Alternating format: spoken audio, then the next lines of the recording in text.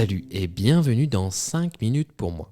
Aujourd'hui, on va parler d'un sujet qui fait grincer quelques dents, surtout dans le monde du développement personnel. La fameuse positive attitude. Non, je te parle pas de Laurie, je te parle vraiment de cette fameuse positive attitude dont parlent tous les psychologues et thérapeutes.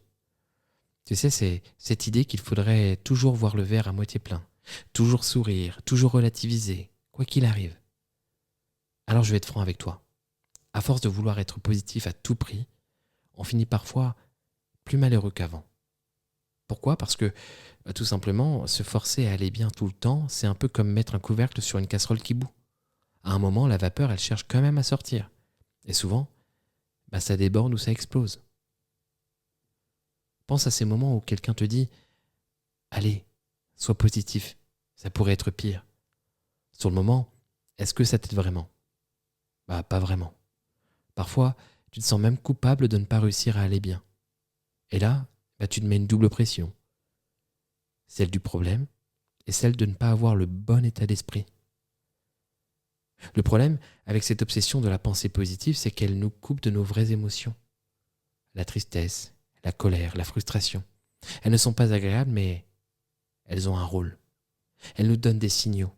Elles nous disent « Hé, là, il y a quelque chose à écouter, à changer, à réparer. » Si tu balais tout ça sur le tapis avec un « Allez, sois positif », tu passes à côté du message. Tiens, prenons un exemple concret. Tu perds ton job qui te tenait à cœur. Alors oui, tu peux te dire, c'est peut-être l'occasion de rebondir. Et c'est vrai. Mais si tu t'empêches de ressentir la déception, l'injustice ou la peur du lendemain, tu risques de traîner ce poids en toi plus longtemps que nécessaire. C'est un peu comme ignorer une blessure en te disant que ça passera. Résultat, ça s'infecte. Tiens, autre exemple. Une rupture amoureuse. Combien de fois on entend « Allez, souris, tu retrouveras quelqu'un ». Un de perdu et 10 de retrouver. Alors oui, peut-être. Mais parfois, ce qu'on a besoin d'entendre, c'est dur. T'as le droit d'être triste. Parce que la guérison commence souvent par l'acceptation, pas par le déni. Et puis il y a ce piège très subtil. À force de vouloir rester positif, on finit par éviter tout ce qui pourrait nous mettre face à nos failles. On évite les discussions difficiles, on évite les projets risqués, on évite de vivre pleinement. Parce que la vie, c'est forcément une alternance de bons et de mauvais moments. Alors je vais te dire une chose qui peut paraître paradoxale. Les personnes les plus résilientes ne sont pas celles qui restent toujours positives. Ce sont celles qui savent accueillir toutes leurs émotions.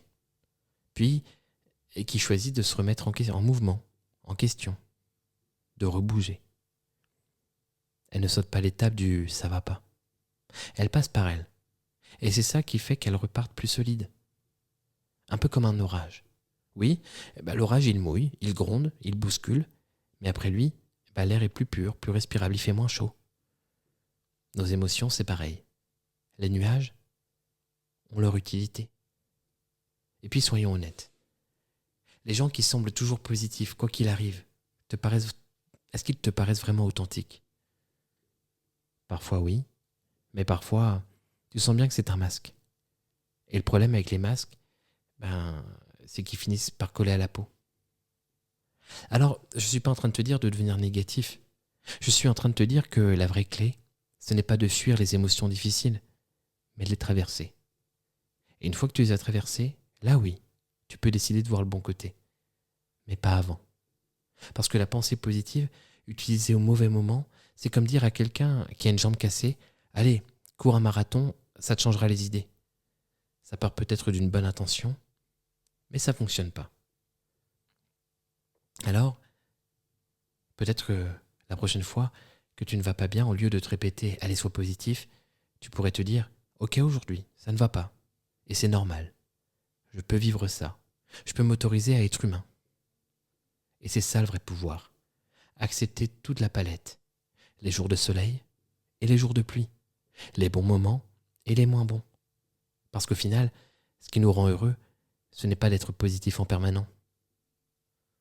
C'est de savoir qu'on a la force de traverser tout ce qui se présente. C'était 5 minutes pour moi. Et peut-être un peu de gris dans ton ciel aujourd'hui pour que le prochain rayon de soleil soit encore plus beau. À bientôt.